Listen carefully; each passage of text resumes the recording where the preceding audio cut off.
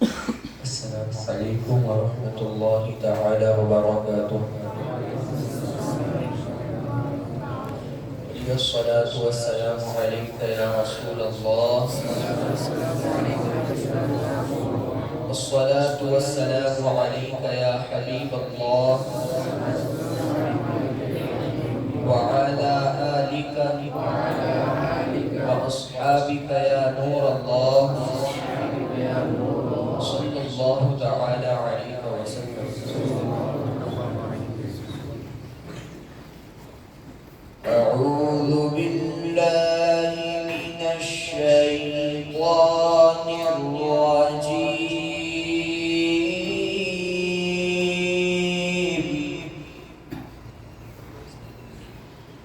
بسم الله الرحمن الرحيم.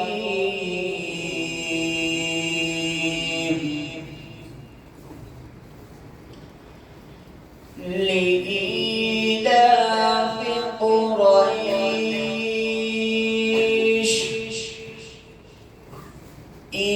إيلافهم رحلة الشتاء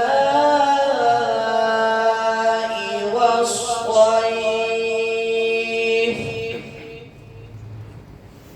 فليعبدوا رب هذا البيت الذي أطعمهم من جوع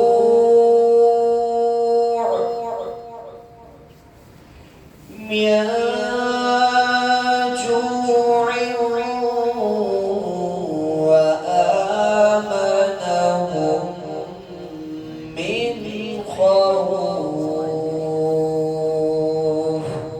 آمنت بالله صدق الله العظيم. صلى الله عليك يا رسول الله وسلم عليك يا حبيب الله. سلم دربڑی صلی اللہ علیک یا رسول اللہ وسلم عليك يا حبيب الله. لن يأتينا ليل كفينا ذل مثل تنشد بلا جانا مثل تنشد بلا جانا جگراج کن تاج تونے سر سو جگراج کن تاج تونے سر سو ہے تجھ کو شہید و سرا جانا ہے تجھ کو شہید و سرا جانا. البحر علا والبر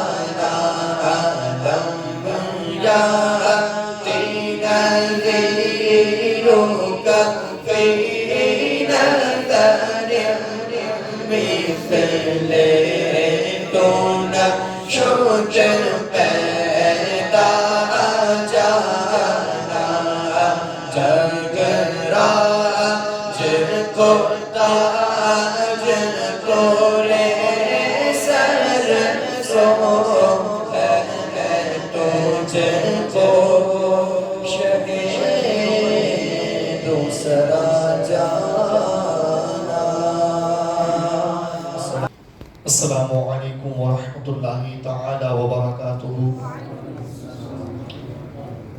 رب تعالیٰ کا بے حد شکر و احسان کہ اس نے یہ عظیم ساعت ہم سب کے حصے میں مقدر فرمایا۔ آج کی یہ مقدس مجلس عام مجالس کے درجے میں نہیں ہے، بلکہ اس کا مقام و مرتبہ اہل علم اور اہل فقہ اچھی طرح جانتے ہیں۔ ہماری نگاہوں کے سامنے میرے مکرم استاذ الکریم، استاذ العلماء، فقیہ اصل، محقق وقت، حضرت علامہ مفتی نسیم صاحب قبلہ مصباحی دامت برکاتہم العالیہ موجود ہیں۔ حضرت قبلہ جامعہ اشرفیہ مبارک پور کے ایک عظیم مدرس اور وقت کے ایک عظیم فقیہ کامل اور محقق، جنہوں نے مجھ جیسے سینکڑوں ہزاروں علماء اور فقہا تیار کر کے قوم کے حوالے کیے۔ سبحان اللہ۔ میں تو حضرت کے شاگردوں کے شاگرد کے درجے میں آتا ہوں، میری کیا بساط اور کیا اوقات کہ حضرت کے عظیم مرتبے اور قدر و منزلت کا ادراک اور تعارف پیش کر سکوں۔ حضرت قبلہ ہمیشہ جامعہ اشرفیہ میں اپنے تمام شاگردوں پر انتہائی زیادہ اخلاق کریمانہ کا اظہار فرماتی اور محبت اور شفقت سے نوازتے رہتی. اور جن کے حصے میں حضور کی شفقت و محبت آئی ان میں سے ایک میں بھی ہوں. مجھے آج بھی وہ دن یاد ہے کہ جب میں جماعت خامسہ میں زیر تعلیم تھا اور مغرب کی نماز کے بعد عزیز المساجد سے باہر نکلتا تو حضور عزیز المساجد سے باہر نکلتے ہوئے باب حافظ ملت کی طرف جا رہے ہوتے اور جب مجھ پر نظر پڑتی تو بلا لیتے اور کہتے احسان روزانہ اس راستے سے گزرتے ہو، آخر وجہ کیا ہے؟ میں نے کہا حضور شام میں اشرفیہ کے ڈائننگ ہال میں چاول اور دال ملتا ہے اور میں چاول عموماً رات میں نہیں کھاتا ہوں، روٹی لینے دکان پہ چلا جاتا ہوں. حضرت کہتے روٹی کیا قیمت میں ہے؟ میں نے کہا حضور 5 روپے میں 2 پیس، 10 روپے میں 4 پیس. تو حضور ہمیشہ جب یہ ذکر سن لیے مجھ سے، میری یہ بات سماعت کرنے کے بعد فوراً حضرت نے اپنے جیب سے 20 روپے نکالا اور کہا لو بیٹا آج سے میری طرف سے. پھر جب میں عزیز المساجد سے باہر نکلتا حضرت ہمیشہ مجھے اشارہ کر کے بلاتے اور کہتے بیٹا لو میری طرف سے. تو میں سمجھتا ہوں اسی رزق حلال کی برکتیں ہیں جو آج تک میرے اندر باقی ہے، اور اب تعالی حضرت ہی کے کریمانہ اخلاق کے صدقے و طفیل میں دین کی بے شمار خدمتیں لے رہا ہے. اور مجھے یقین ہے کہ ان مقدس بارگاہوں میں جو خورد و نوش اور صحبتیں نشست و برخاست کے اوقات میسر آئے ہیں، انہی کے صدقے و طفیل میں رب تعالی نے دین کی خدمت کے کچھ لائق اور قابل بنائے. حضرت ہمیشہ جب بھی اس راستے سے گزر ہوتا تو حضرت مجھے بلا دیتے، لیکن مجھے حیا آنے لگتی تھی کہ میرے استاذ ہیں اور مجھ پر اس قدر جو ہے ایثار فرما رہے ہیں. تو عموماً میں دیکھتا کہ جب حضور والا بہت آگے نکل گئے ہیں تو میں پیچھے دبے قدموں سے آگے بڑھتا. تو اللہ تعالیٰ نے ان کی شفقت، ان کی محبت، ان کے اخلاق حسنہ سے ہم سب کو بہرہ مند فرمایا، اور ان کی ایسی شفقت اور محبت ملی جن کو لفظوں میں بیان کروں تو بیان کرنے سے قاصر و عاجز رہوں گا. ان کے تعارف کے لیے کلمات نہیں ہیں. حضرت نے ہر موقع پر بچے کو مفید اور ایسے نصائح سے نوازا جو ان کے مستقبل کو روشن اور تابناک بنا سکے.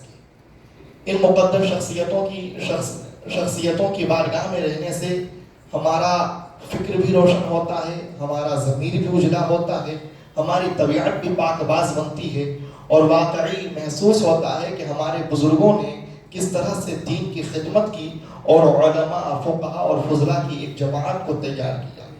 تو یہ کوئی عام مجلس نہیں ہے. اس مجلس میں جتنے طلباء موجود ہیں، جتنے علماء موجود ہیں اور جو بھی عوام موجود ہے، ان سب کو اپنی قسمت پر ناز ہونا چاہیے کہ آج ہم ایک عظیم فقیہ اور ایک عظیم محقق کی کلمات کو سماعت کرنے جا رہے ہیں. رب تعالی ان کی زبان فیض ترجمان سے جو کلمات نکلے ان پر عمل کی توفیق عطا فرمائے، اور حضور والا کی آمد اسی طرح سے اس مقدس بھروچ شہر میں ہمیشہ قائم و باقی رہے، اور ہم حضرت سے اسی طرح سے ہمیشہ استفادہ کرتے رہیں، حضرت کے کلمات کو سنتے رہیں. رب تعالی حضرت قبلہ دامت برکاتہم العالیہ کی زندگی میں بے پناہ برکتیں عطا فرمائے. یہ ہماری قوم اور ہماری ملت کا ایک عظیم سرمایہ ہے.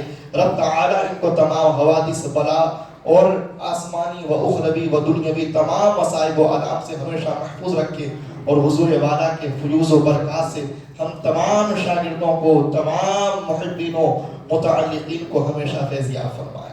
میں حضور والا کی بارگاہ میں دست بستہ عریضہ پیش کروں گا کہ حضور قبلہ تشریف لائیں اور عوام کے کچھ مسائل کا حل اپنی زبان فیض سے جاری فرمائیں. رب تعالی حضور کی یہ خدمات قبول فرمائے اور اس مجلس میں ہم سب کی حاضری قبول فرمائے. اللہ وبرکاتہ. نحمده ونصلي ونسلم على حبیبہ الکریم. اما بعد، اعوذ باللہ من الشیطان الرجیم. بسم اللہ الرحمن الرحیم. فاسألوا اہل الذکر ان کنتم لا تعلمون. آمنت باللہ. حضور سید عالم صلی اللہ علیہ وسلم کی بارگاہ میں عقیدت اور محبت کے ساتھ درود شریف پڑھیں. اللہم صلی علی سیدنا مولانا محمد وآلہ وسلم. صلاۃ و سلام علیک یا رسول اللہ.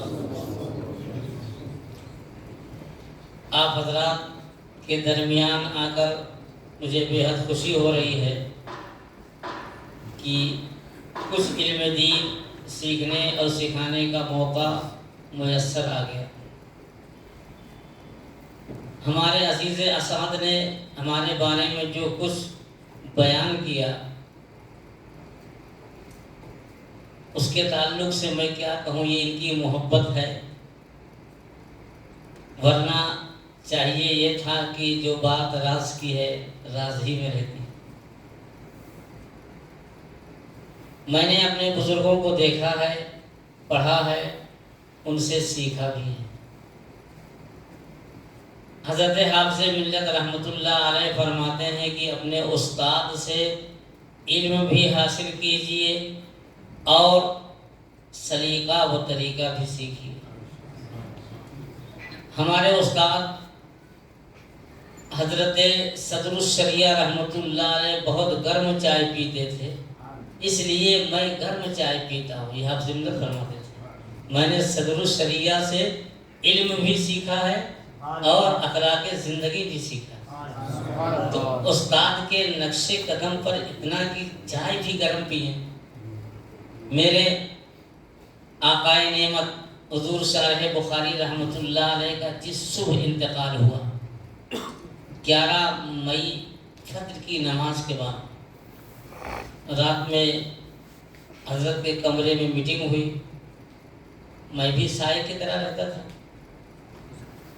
کافی مشورے ہوئے، مشورے کے بعد حضرت باہر نکلے، مبارک پور سے قریب ایک محلہ نوادہ ہے، وہاں پروگرام تھا، وہاں جانا تھا۔ باہر نکلے تو دیکھا ایک طالب علم کرتا پہنے ہوئے ہے۔ یو پی کی ٹھنڈک بھی بہت سخت ہے اور گرمی بھی بہت سخت ہوتی ہے۔ آپ نے اس طالب علم کو بلایا کہ ادھر آؤ، کہ اتنی سخت گرمی ہے تم کرتا پہنے ہو؟ وہ خاموش، کیا کیوں کرتا پہنے ہو؟ یہ بات ہے کہ حضور بنیان پھٹی ہوئی ہے اس لیے کرتا پہنا۔ اس وقت 12، 13، 15 روپے تک بنیان ملتی تھی۔ حضرت نے اپنے جیب سے 100 روپے کا نوٹ نکالا، کہا لوگ کل بنیان خریدتے ہیں، اور صبح حضرت کا انتقال ہو گیا۔ تو میں نے شارح بخاری رحمۃ اللہ علیہ کی زندگی دیکھی ہے، میرے سامنے مثالیں موجود ہیں۔ تو میں نے آپ کے ساتھ کیا، کچھ نہیں کیا، اپنے بزرگوں کے نقش قدم پر چلنے کی کوشش کیا۔ میری یہ خواہش رہتی ہے کہ ہمارے طالب علم اگر ضرورت مند رہیں تو ان کی ضرورت پوری ہو جائے، وہ فکر مند نہ رہیں، بے فکر ہو کر کے تعلیم حاصل کریں۔ حصول علم میں فکر بہت بڑی رکاوٹ ہوتی ہے۔ جب انسان فکر میں مبتلا رہے گا تو علم دین حاصل کرنے میں اسے اطمینان نہیں ہوگا۔ تو علم حاصل کرنے کے لیے فکر سے بالا تر ہونا چاہیے۔ یہ ہمارے سارے مشائخ کا طریقہ رہا۔ تو کچھ خدمت کرنے کا موقع مل گیا، یہ میری سعادت کی بات ہے۔ اب آپ کہاں ملیں گے کہ آپ کی خدمت کروں؟ درود شریف پڑھ، اللہم صلی علی سیدنا مولانا محمد وآلہ وسلم، صلاۃ و سلام علیک یا رسول اللہ۔ ہم اپنے طلباء سے کہتے رہتے ہیں کہ دیکھیے ہر فن بہتر ہے، منطق ہو، فلسفہ ہو، ادب ہو، فقہ ہو، لیکن سب سے زیادہ اہمیت کا حامل علم فقہ ہے۔ آپ مدرسے میں رہیں گے تو لوگ کتاب کے تعلق سے پوچھیں گے کہ یہ عبارت حل کر دیجئے، اس کا کیا مطلب ہے، لیکن مدرسے سے باہر نکلیں گے تو پھر کتاب کے بارے میں کوئی نہیں پوچھے گا۔ آپ سے اپنے عقیدے کے بارے میں پوچھیں گے کہ یہ اس طرح عقیدہ رکھنا کیسا ہے، کسی کی زبان سے یہ کلمات نکل گئے تو اس پر کیا حکم عائد ہوتا ہے، ہم روزہ کیسے رکھیں، عمرہ کیسے کریں، حج کیسے کریں۔ تو مسائل کا تعلق پوری زندگی سے ہے، جہاں کہیں آپ رہیں گے لوگ آپ سے پوچھیں گے۔ اس لیے میں نے علم فقہ کی طرف توجہ کی اور اپنے وقت کے سب سے بڑے فقیہ ہند و پاک میں ان جیسے فقیہ نہیں تھے، ان کی خدمت کی، خدمت کا مجھے موقع ملا۔ تو آج حاضر ہوں آپ کے ذہن و فکر میں عقیدے اعمال کے تعلق سے کوئی بھی سوال ہو تو آپ پوچھ سکتے ہیں، انشاءاللہ ان کے جوابات دینے کی کوشش کروں گا۔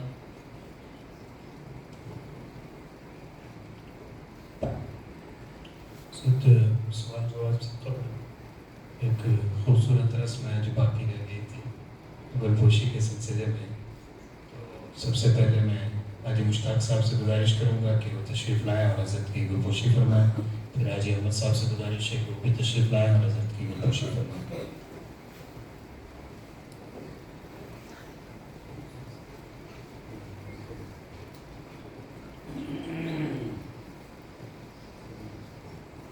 نعرہ تکبیر، نعرہ رسالت، علماء اہل سنت، حضرت علامہ مفتی نسیم صاحب قبلہ۔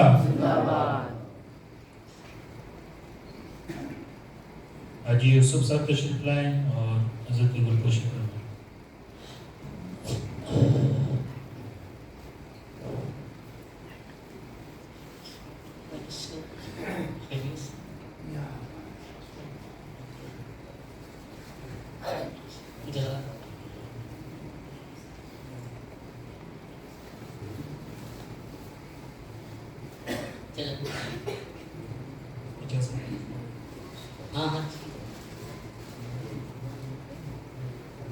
حضرت نماز کے سلسلے میں ایک سوال ہے کہ امام صاحب عشاء کی نماز پڑھا رہے تھے اور ظہر یا عصر کی نماز سمجھ کر پہلی پوری رکعت سری قرات کی یعنی دھیمے دھیمے پڑھ کر گزار دی، پھر رکوع میں چلے گئے، پیچھے سے کسی نے اللہ اکبر کہا، واپس قیام کی طرف لوٹے، پھر زور سے قرات کی، رکوع کیا اور آخر میں سجدہ سہو کر لیا، تو کیا ایسی صورت میں نماز ہوئی یا نہیں؟ اس کا مختصر جواب یہ ہے کہ کسی کی نماز نہیں ہوئی۔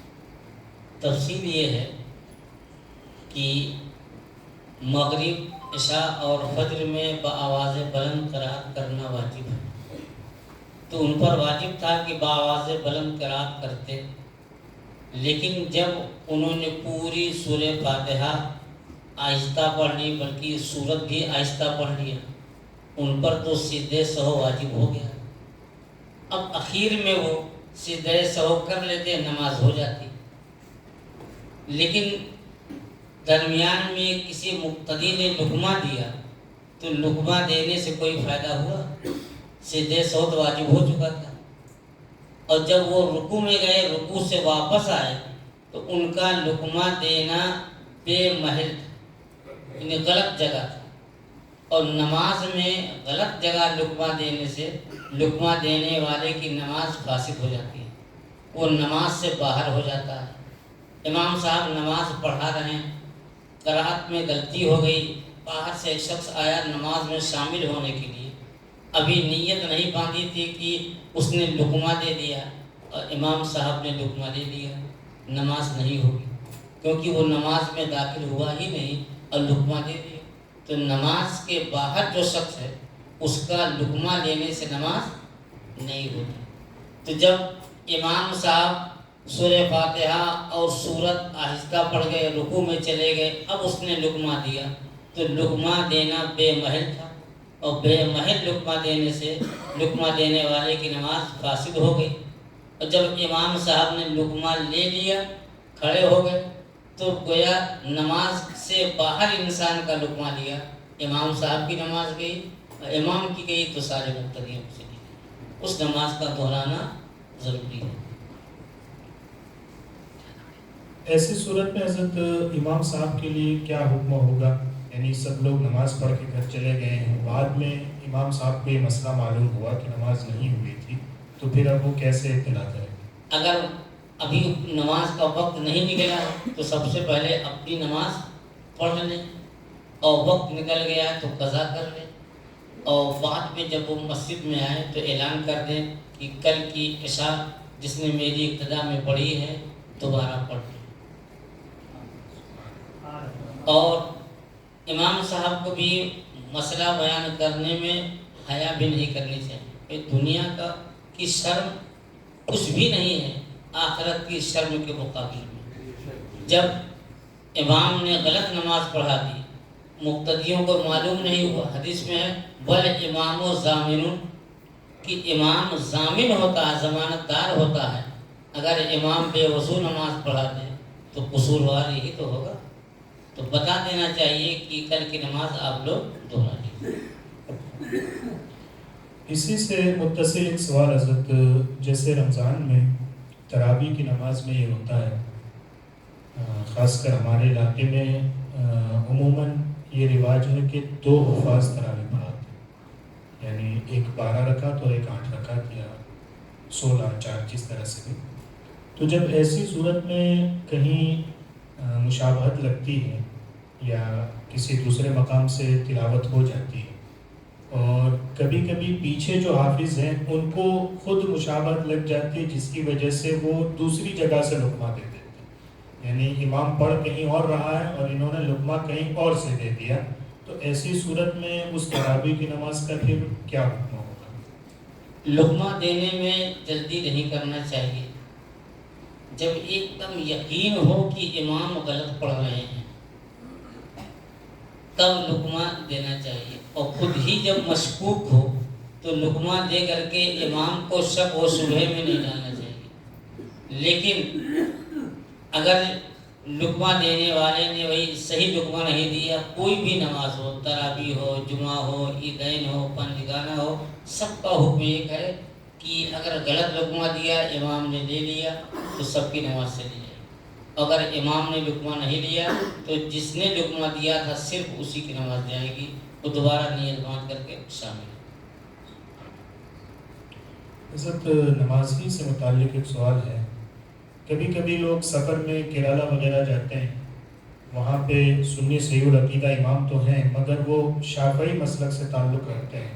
تو ایسی صورت میں جو حنفی یہاں سے گئے ہیں وہ کیا ان کے پیچھے نماز ادا کریں گے، اور اگر کریں گے تو کیا ان کی نماز ہو جائے گی؟ حنفی، شافعی، مالکی، حنبلی، یہ چاروں مذہب کے ماننے والے ہم عقیدہ ہیں. صرف طریقے میں کچھ فرق ہے، تو بہتر تو یہی ہے کہ اپنے ہم مسلک کے پیچھے نماز پڑھیں. حنفی کے پیچھے پڑھیں. لیکن ایسی جگہ گیا جہاں حنفی امام نہیں ہے، شافعی امام ہے، تو ان کے وضو کے طریقے کو اگر اس نے دیکھ لیا کہ بھی انہوں نے وضو کیا ہے صحیح طریقے سے اور نماز پڑھا رہے ہیں، تو اس کے پیچھے یہ نماز پڑھ لیں. اگرچہ وہ رفع یدین کر رہے ہیں، آمین بلند آواز سے پڑھتے ہوں، یہ سب فروعی مسائل ہیں. ایک حنفی کی نماز شافعی کے امام کے پیچھے ہو جائے گی. ہمارے نزدیک وضو کرنے کے بعد اگر جسم کے کسی حصے سے خون نکل آیا وضو ٹوٹ جائے گا. آپ نے دیکھا کہ امام صاحب کے جسم سے خون نکل آیا، انہوں نے انجیکشن لگوایا، خون بہ رہا تھا، بس پوچھ کر یا دھل کر کے نماز پڑھانے لگے. تو ہمارے نزدیک تو بے وضو ہے، اور بے وضو کے پیچھے نماز نہیں ہوتی. تو اگر ہمیں امام کا بے وضو ہونا معلوم نہ ہو تو ہم شافعی امام کے پیچھے نماز پڑھیں گے. وہ لوگ فجر کی نماز میں دعائے قنوت پڑھتے ہیں، اور ہم لوگ نماز عشاء کے بعد وتر میں دعائے قنوت پڑھتے ہیں. اگر فجر کی نماز ان کے پیچھے پڑھنے کا اتفاق ہو جائے تو جب وہ دعائے قنوت پڑھیں آپ خاموشی کے ساتھ کھڑے رہیں. وہ اپنی نماز میں ہاتھ اٹھائیں، اس کو رفع یدین کہتے ہیں، آپ نہ اٹھائیں، صرف تکبیر تحریماً اٹھا لیں. وہ لوگ بلند آواز سے آمین کہیں گے، آپ آہستہ آمین کہیں. تو اپنے امام کے مطابق بھی عمل کیجئے اور شافعی امام کی اقتدا کیجئے، تو اس میں کوئی حرج نہیں، مگر سنی صحیح العقیدہ ہونا چاہیے.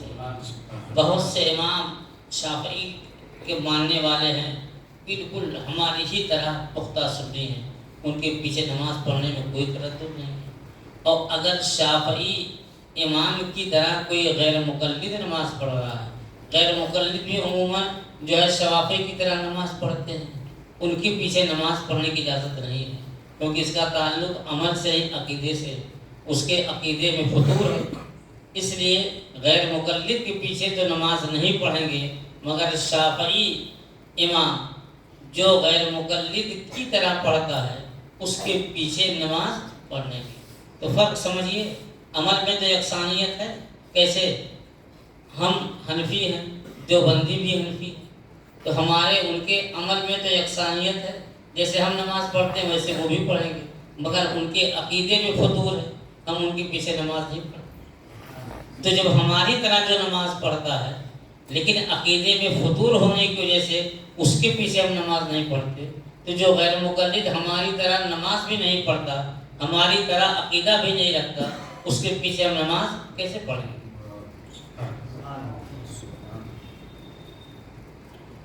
حضرت اس کے بعد ایک سوال وضو سے متعلق ہے۔ سوال یہ ہے کہ عموماً سردیوں میں موزے ہاتھ کے پہنے جاتے ہیں، دستانے، تو اگر بے وضو ہے کوئی شخص اور قرآن شریف چھونا چاہتا ہے تو ایسی صورت میں ٹھنڈیوں میں کیا ان دستانوں کے ساتھ بے وضو حالت میں قرآن شریف چھو سکتے ہیں؟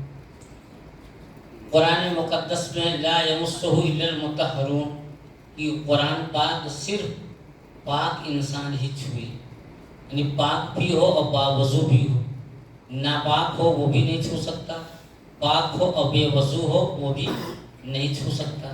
ایک ضابطہ میں بتا دیتا ہوں، آپ کے لیے بہت آسانی ہوگی۔ انسان جو کپڑا پہنے ہو اس کپڑے سے قرآن پاک نہیں چھو سکتا اگر اس کا وضو نہیں ہے۔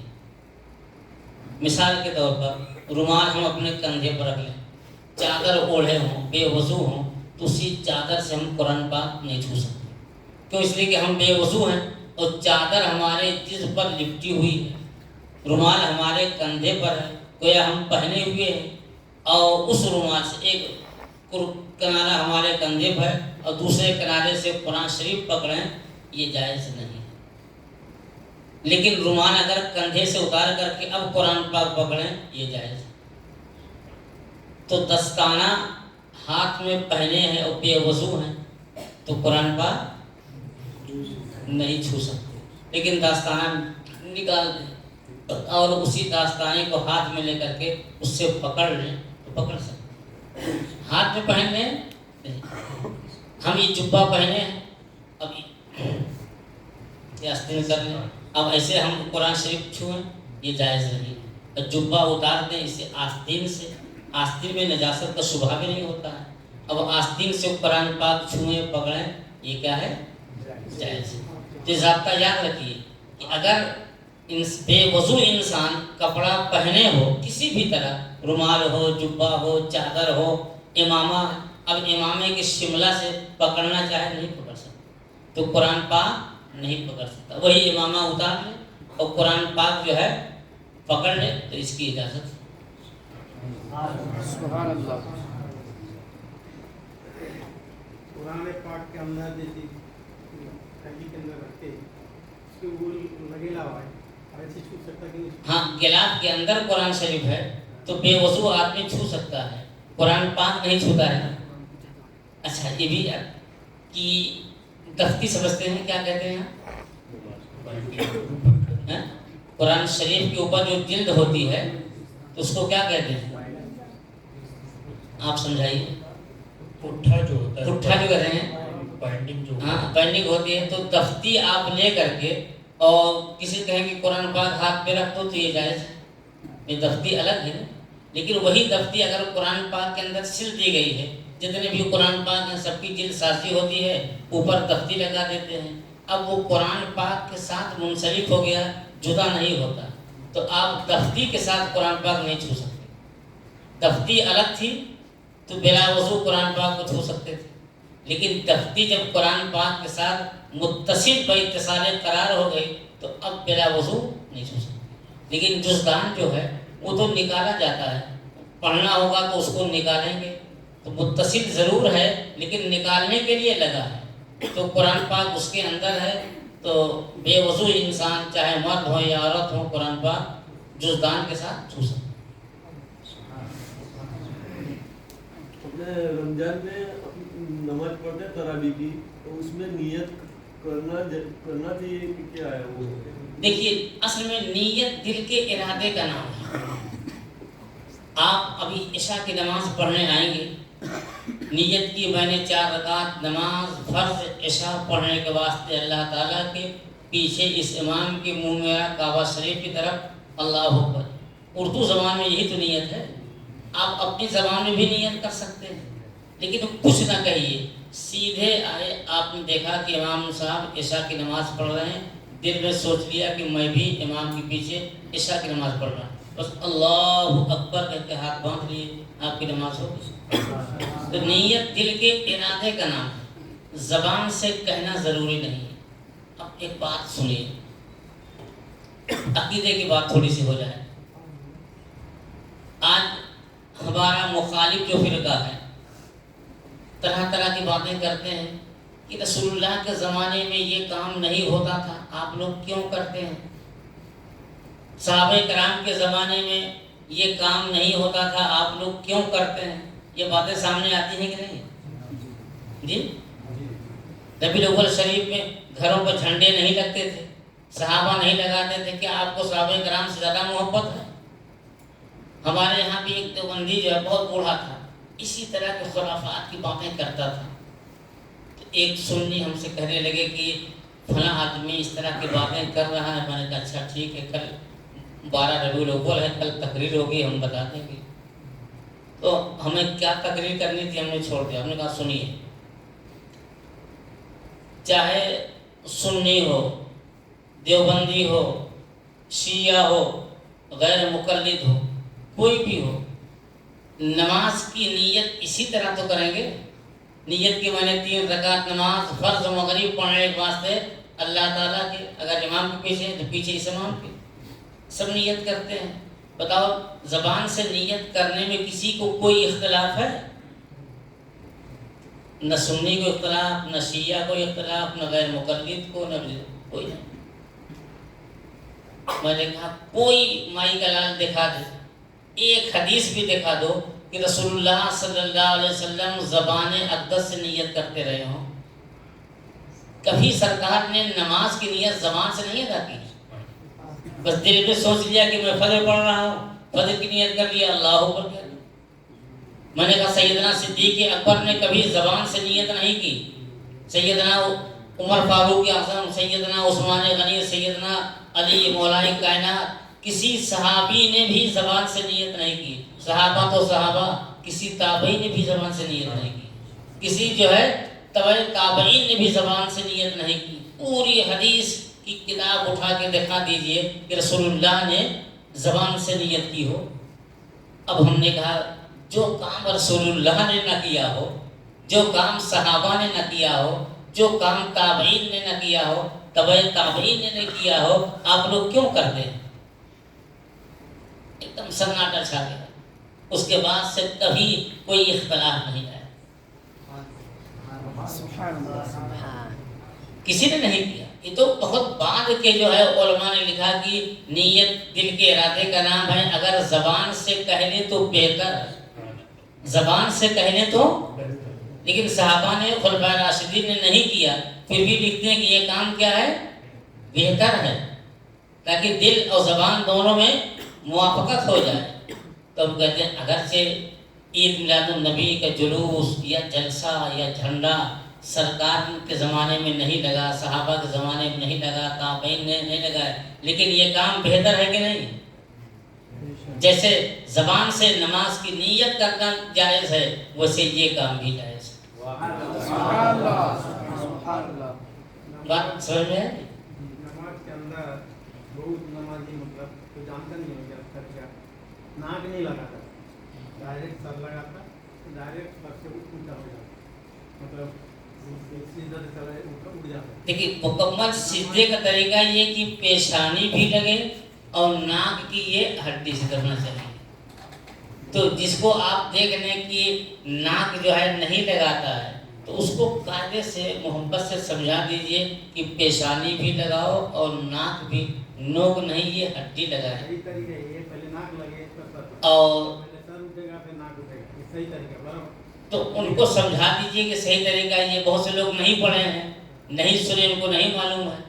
حضرت سیدنا امام حسین رضی اللہ تعالیٰ عنہ کا بچپنا تھا، ابھی بچے تھے، دیکھا آپ ہی کے طرح عمر دراز تک صاحب تھے، وضو کر رہے تھے، غلط طریقے سے وضو کر رہے تھے، تو سیدنا امام حسین رضی اللہ تعالیٰ عنہ نے فرمایا کہ چچا آپ کے سامنے میں وضو کرتا ہوں، میرا طریقہ دیکھیے، اگر کچھ غلطی ہوگی تو بتا دیجیے۔ سیدنا امام حسین رضی اللہ تعالیٰ عنہ نے وضو کیا تو کہتے ہیں چچا بتائیے کوئی غلطی تھی؟ تو کہنے کہ شہزادے آپ ہی کا طریقہ صحیح تھا، میرا طریقہ غلط تھا۔ یہ اصلاح کا طریقہ محبت سے ناک لگا نہیں لگے تو مطلب نماز نہیں، نماز تو ہو جائے گی۔ صحیح طریقہ یہی کہ ناک اور پیشہ۔ دوسری طرح آپ پیچھے سے نماز میں پڑھ کے پیچھے سے سجدہ میں جاتے دونوں پیر اونچا کر لیتے ہیں، اونچا کر کے سائڈ میں رکھتے ہیں، سائڈ سے پھر جب اٹھتے تو پھر بعد میں سائڈ والا۔ لیکن جب سجدہ کریں تو سجدے کی حالت میں ہر پیر کی 3 انگلی کا پیٹ، انگلی یہ پیر کی، یہ نوک نہیں، اس طریقے سے دیکھیے پیٹ لگنا واجب ہے۔ اب اگر کسی کو کوئی دقت ہے، گھٹنے میں تکلیف ہے، پاؤں میں تکلیف ہے، وہ الگ بات ہے، لیکن سب صحیح ہے تو ہر پاؤں کی 3 انگلی کا پیٹ لگنا ضروری ہے، دائیں بھی اور بائیں۔ اگر کسی نے اس طرح سجدہ کیا کہ بغیر عذر کے ہر پاؤں کی 3 انگلی کا پیٹ زمین سے نہیں لگا تو اس کا واجب ادا نہیں ہوا، اور جب واجب نہیں ادا ہوا تو اس کی نماز نہیں ہوئی۔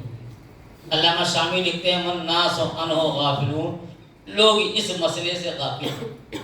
بہت لوگ یہ قاعدہ میں بیٹھتے ہیں تو دونوں پیر کو پیچھے کر لیتے ہیں۔ دیکھیے قاعدہ میں جو ہے، قاعدہ میں بیٹھنے سے اگر پاؤں کھڑا تو نماز تو ہو جائے گی، وہ سنت ہے، مستحب ہے، لیکن سجدہ کا حکم الگ ہے، قاعدے کا حکم الگ ہے۔ سجدہ میں گیا دونوں قرآن کے مصلی میں لگا دیا۔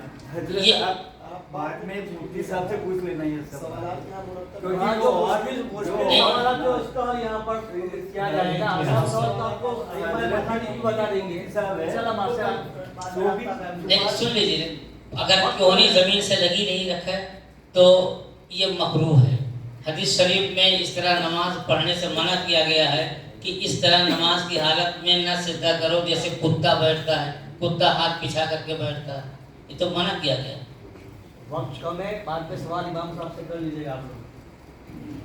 ایک سوال حضرت مسجد کی تعمیر کے سلسلے میں ہے کہ ایک بستی میں ایک پلاٹ لیا گیا مسجد کے لیے، اور پوری بستی میں یہ اعلان بھی کر دیا گیا کہ یہ جو پلاٹ ہے وہ مسجد کے لیے خریدا جا رہا ہے۔ اس کے بعد کسی عالم دین کو بلا کر مسجد کا سنگ بنیاد بھی رکھ دیا گیا۔ پھر یہ ہوا کہ وہاں کچھ شرپسند اور برے لوگوں نے مسجد کا کام رکوا دیا اور کہا کہ ہم یہاں کسی صورت مسجد نہیں بننے دیں گے۔ اب وہاں پر جو مسلمان ہیں ان کے لیے جھگڑا کرنا یا معاملے کو اور بڑھانا یہ آسان نہیں ہے، تو سوال یہ کہ اس جگہ کو بیچ کر دوسری جگہ لینا وہ لوگ چاہتے ہیں، تو کیا اس جگہ کو فروخت کر کے دوسری جگہ لے کر مسجد بنا سکتے ہیں؟ اگر ایک آدمی نے زمین خریدی، پیسہ تنہا دیا، اور اس کی نیت تھی کہ ہم یہاں مسجد تعمیر کریں گے، اور یہ صورتحال پیدا ہو گئی تو اسے وہ بیچ کر کے کہیں اور زمین خرید کر مسجد تعمیر کر سکتا ہے۔ لیکن اگر وہ زمین چندے سے خریدی گئی تب تبدیل نہیں کر سکتے۔ فرق کیا ہے کہ آپ نے تنہا اپنے پیسے سے زمین خرید لیا، ابھی اس زمین کے مالک آپ ہیں، جب تک وہاں مسجد نہ بن جائے یا وہاں آپ کی اجازت سے اذان کے ساتھ با جماعت نماز نہ ادا کر دی جائے تب تک وہ جگہ مسجد نہیں ہوگی، وقف نہیں ہوگی، آپ ہی کی ملک پر ہے۔ تو آپ چاہیں تو اپنے لیے رکھ لیں، دوسری جگہ خرید کر کے مسجد بنوا دیں، چاہیں تو بیچ کر کے کر دیں۔ لیکن اگر چندے سے آپ نے خریدا ہے اور یہ کہہ کر کہ بھائی مسجد کے لیے زمین خریدنی ہے، مسجد کے لیے لوگوں نے مسجد ہی کے لیے چندہ دیا ہے، تو چندہ دینا یہ وقف کے حکم ہے، تو وہ مسجد، وہ زمین وقف ہو گئی ہے اور وقف کو بیچنا جائز نہیں ہے۔ اسی میں ایک متصل سوال یہ پیدا ہوتا ہے حضرت کہ مثال کے طور پر جب سوسائٹی بنتی ہے شہروں میں تو اس میں ایک پلاٹ ہوتا ہے جس کو کامن پلاٹ کہتے ہیں، جو کہا جاتا ہے کہ یہ سب کا مشترکہ پلاٹ ہے. تو مثال کے طور پر نہ چندہ ہوا اور نہ ایک آدمی نے اس کو دیا، لیکن اگر وہ تمام سوسائٹی والے مسلمان ہیں اور ان کا اس پر اتفاق ہوا کہ یہاں مسجد بنائی جائے، اور بعد میں پھر کوئی ایسی صورت پیش آئی کہ کچھ لوگوں نے انکار کیا کہ نہیں، یا باہر سے اعتراض اٹھا کہ آپ اب کیسے بنوا سکتے ہیں یہاں، تو ایسی صورت میں پھر اس کا کیا؟ ابھی وقف نہیں ہے. لوگوں نے یہ تصویر رکھی کہ یہاں مسجد تعمیر کی جائے، تو یہ وقف نہیں ہے. جب وہاں با جماعت نماز پڑھی جائے اور سب کے متفقہ رائے سے تب وقف ہوگی. مسجد ہی سے متعلق ایک سوال یہ حضرت کہ آج کل کثرت سے جو مسجدیں ہیں ان کی تعمیریں نو ہوتی ہیں، ساری چیزیں نئی لگائی جا رہی ہیں. ایسی صورت میں مثلا شہر کی اس مسجد کی جو پرانی صفیں نکلیں گی یا پرانے اور ساز و سامان نکلیں گے، تو اگر کوئی ایسا دیہات ہے جہاں بہت کم مسلمان ہیں اور وہاں ان کی مسجد میں ضرورت ہے، نئی صفیں نہیں ہیں یا صفیں لانے کے پیسے نہیں ہیں یا دیگر ضروری سامان جو اس مسجد کا ہے اگر ان کے کام آ سکتا ہے، تو کیا ان مسجدوں کے ذریعے ان چھوٹے دیہات یا گاؤں یا ضرورت کی کسی مسجد میں وہ سامان دیا جا سکتا ہے؟ دیکھیے، ایک مسجد کا سامان دوسری مسجد میں نہیں لگا سکتے. یہ مسئلہ خوب قاعدے سے سمجھ لیں. آپ مسجد کے متولی ہیں مگر مسجد کے مالک نہیں ہیں. متولی کا مطلب ہوتا ہے کہ مسجد کے انتظام کی دیکھ بھال کرنا، جو چیز کم ہے اسے پورا کرنا، کون سی چیز خراب ہو رہی ہے دیکھ بھال کرنا. آپ اس کے مالک نہیں، اور جس چیز کے مالک نہیں ہیں وہ کسی دوسرے کو آپ نہیں دے سکتے. اب چشمہ ہمارا ہے، آپ چاہیں یہ چشمہ جو ہے کہ مفتی صاحب کو دے سکتے ہیں، اپنا تو دے سکتے ہیں، ہمارا تو دینے کے لیے مالک ہونا ضروری ہے. تو مسجد کا کوئی مالک نہیں ہے، خاص اللہ تعالیٰ کی ملک ہے. جب اللہ تعالیٰ کی ملک ہے تو تمام وقت کا یہی حکم ہے.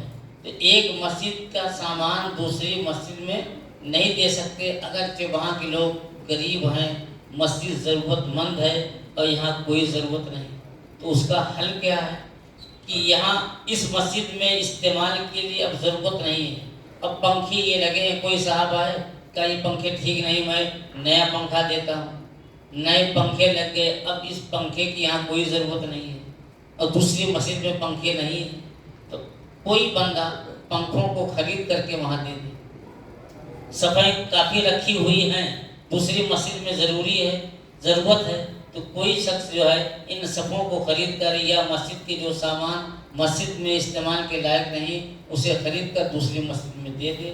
تو اس طرح استعمال کر سکتے ہیں، بغیر پیسے کے استعمال کی اجازت نہیں.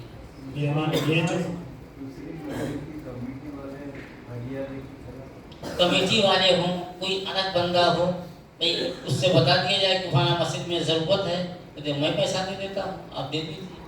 تو کمیٹی والے ہدیہ دے دیں، کوئی دوسرا شخص دے دے تو یہ جائز ہے. پرانی جو چیزیں اس اعتبار سے دی جائے گی. آج اس کی جو حیثیت ہے، اب یہ صفیں خریدی گئی تھی 5,000 روپے میں ایک مثال کے طور پر، لیکن آج 1,000 میں کوئی خریدار نہیں ہے پرانے ہونے کی وجہ سے. تو آج جو قیمت ہے اس کا اعتبار. اس میں اگر جو جس مسجد سے سامان زائد بچ رہا ہے وہ لوگ اگر مثلا اس مسجد کی مصلحت کا خیال کرتے ہوئے کچھ کم قیمت پر اس شخص کو بیچنا چاہیں کہ بھئی جب آپ کو کسی مسجد میں ہی دینا ہے تو 50 کی جگہ آپ 40 روپے میں لے لیجیے، تو کیا ایسا کرنا کرنا تو یہی چاہیے کہ اس کی جو موجودہ حیثیت ہے اس سے کم پر نہیں، ورنہ اس مسجد کا نقصان ہو. اس کا فائدہ آپ دیکھ رہے ہیں تو مسجد کا نقصان بھی نہ ہو. ایک سوال زکوٰۃ کے سلسلے میں یہ ہے کہ زمین کسی شخص نے خریدی، پلاٹ وغیرہ، اب ابھی تو کوئی ایسا ارادہ نہیں ہے اس کا کہ وہ تجارت کے لیے خرید رہا ہے، یا نہ اس کا وہ زمین لے بیچ کا کاروبار ہے، لیکن ایک دور کا خیال ذہن میں یہ بھی ہے کہ مستقبل میں فیوچر میں کبھی کوئی موقع ایسا آیا، ضرورت پڑی تو اس کو بیچ کر کام چلا لیتے، یا یہ کہ کبھی بہت زیادہ پیسہ ملا اس کا تو پھر اس کو بیچ دیں گے، تو ایسی صورت میں کیا ہر سال اس زمین پر زکوٰۃ واجب ہوگی یا نہیں؟ دیکھیے، اس زمین کی زکوٰۃ واجب ہے جسے بیچنے ہی کی نیت سے خریدا. کیسے پراپرٹی ڈیلر ہوتے ہیں کہ وہ زمین خریدتے اور بیچتے ہیں، ان کا مقصد بزنس ہے، اور آپ نے خرید لیا کہ کئی بچے ہیں کام آ جائے.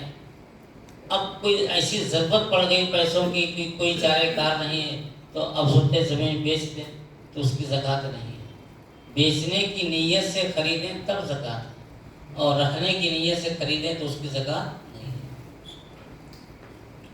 زکوٰۃ کے سلسلے میں ایک اور سوال ہے کہ ایک شخص ہے جس کے پاس کچھ نہیں ہے، وہ صرف نوکری کرتا ہے اور اسی سے اپنا کام چلاتا ہے، لیکن اس کی بیوی کے پاس 7 تولہ یا اس سے زائد سونا ہے، اور اس کی ایک بیٹی ہے جس کے آپریشن کا خرچ تقریباً 15 لاکھ روپیہ ڈاکٹر بتا رہے ہیں. اب ایسی صورت میں وہ شخص اپنی بیٹی کے علاج کے لیے زکوٰۃ لے سکتا ہے یا نہیں؟ دیکھیے، بیوی کے پاس زیور ہونے سے شوہر مالک نصاب نہیں ہوگا. شوہر کے پاس اتنا سونا ہو یا اتنا بینک بیلنس ہو یا نقد ہو تب وہ مالک نصاب ہوگا. بیوی کے پاس سونا ہے مگر شوہر کے پاس نہیں، تو اپنی بیٹی کے لیے زکوٰۃ کی رقم دے سکتا ہے. لیکن اس کا طریقہ یہ ہم بھی بتاتے صحیح ہے کہ 1 لاکھ روپیہ آپ نے دیا، 1 لاکھ روپیہ حافظ صاحب نے دیا، 1 لاکھ روپیہ انہوں نے دیا. تو جب 1 لاکھ روپیہ دیا اب وہ مالک نصاب ہو گیا. اب حافظ صاحب نے جو 1 لاکھ روپیہ زکوٰۃ کا دیا وہ نہیں دے سکتا، کیونکہ 1 لاکھ میں مالک نصاب ہو جاتے ہیں. تو اس کی صورت یہ ہے کہ ایک بندہ کھڑا ہو جائے، پیسہ اکٹھا کر لے کہ بھائی اس کی بیٹی کے علاج کے لیے پیسے جمع کر دیجیے، اور ہمارے حاجی مشتاق صاحب یہ سب کا پیسہ جمع کرتے جا رہے ہیں. جب مکمل ہو گیا تو ایک مشت اسے دے دیں تو سب کی زکوٰۃ ادا ہو جائے گی. اور اگر 1 لاکھ دیتے جائیں گے تو پہلی تو ادا ہوگی، بقیہ ادا نہیں. یا حاجی مشتاق صاحب نے سوچا کہ پیسے اس کو نہیں دیں گے، ہم اسپتال میں بھر دیں گے، اس سے بھی زکوٰۃ ادا نہیں ہوگی. زکوٰۃ کے لیے جو مستحق زکوٰۃ ہے اس کا مالک ہونا شرط ہے. تو آپ نے اس کو تو نہیں دیا، آپ نے ایکس رے کی فیس دے دیا، فلاں لیب کی فیس دے دیا، ڈاکٹر کی فیس دے دیا، یہ سب مستحق زکوٰۃ تو نہیں، تو اس سے زکوٰۃ نہیں ادا کی. ہاں، جتنے روپے کی دوا خرید کے دیں گے اتنے روپے کی تو زکوٰۃ ادا ہو جائے گی. وہ دوا اس کے پاس جا رہی ہے لیکن فیس ہو گئے نا. تو بہتر یہ ہے کہ جو بیمار ہے اسی کے ہاتھ میں پیسہ دے دیں. اب وہ آپ سے کہہ لیجئے آپ خرچ کر دیجئے گا، اس کے ہاتھ میں دے دیں، پھر وہ آپ کو واپس کر دیں کہ آپ علاج کر دیجئے ہمارا، تو زکوٰۃ بھی ادا ہو جائے گی، علاج بھی ہو جائے گا. تو طریقہ وہ اختیار کیجیے جو شریعت کے مطابق نہیں. آج جو ہے آپ کے پاس کچھ نہیں ہے، آج 50,000 روپے آپ کو مل گئے، آج مالک نصاب ہوگا. مالک نصاب ہونا اور ہے، زکوٰۃ ادا کرنا اور ہے. زکوٰۃ آج نہیں ادا کرے گا، جب اگلے سال اسی تاریخ میں آپ کے پاس 52.5 تولہ چاندی کی قیمت کے پیسے ہوں تب زکوٰۃ ادا کرنا ضروری ہوگا. لیکن مالک نصاب تو آج ہی ہو جائے گا. اسی میں حضرت اگر مثال کے طور پر جو شخص ہے جسے ہمیں فیس کی رقم دینی ہے، تو اگر اس کو کاؤنٹر پر اگر کوئی لے گیا جہاں وہ جمع کرتے ہیں اسپتال میں پیسہ، اور ان سے بل لیا اور اس کے ہاتھ میں پیسے دے کے کہا کہ آپ اب دے دیجیے، تو ایسی صورت میں کیا زکوٰۃ ادا ہو جائے گی؟ ہو جائے گی. پیسے تو اس کے ہاتھ میں دیے، اب بل ادا کر دو. تو 1 منٹ کے لیے تو پیسہ ان کے ہاتھ میں آیا نا، یہ صحیح. اس کے ہاتھ میں پیسہ نہیں گیا، آپ نے ڈائریکٹ بل ادا کر دیا، تب نہیں ہوتا. ہاں بتائیں. کسی غریب کو دے دیا، ہاں، اس کو مال کے حساب اور وہ پیسہ اس میں پھر हॉस्पिटल में दे दिया या तो सही अदा हो जाएगी, वो उसका बिल अदा हो जाएगी। या उसी को दे दें या किसी दूसरे मुस्तहिक के ज़कात को दे दें, तब भी सही।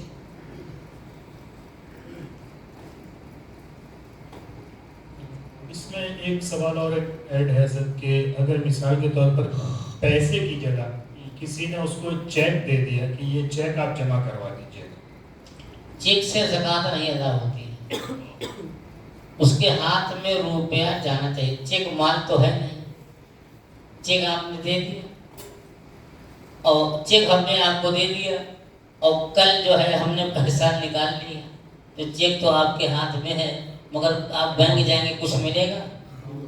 वो तो कागज़ का एक टुकड़ा है, तो चेक देने से ज़कात अदा नहीं होगी।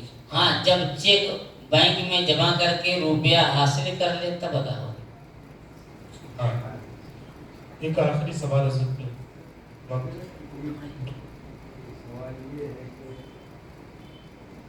पेशेंट को पैसा नहीं मिला, सीधा हॉस्पिटल को देना है जो पैसा, जी अब देने वाले ने किसी गरीब को दिया, जी और गरीब ने फिर उसी को ही दिया और वो पैसा हॉस्पिटल में जमा करा, कर सकते हैं। गरीब के हाथ में गया वो पैसा, बस ज़कात अदा होगी। एक आखिरी सवाल हज़रत ये है कि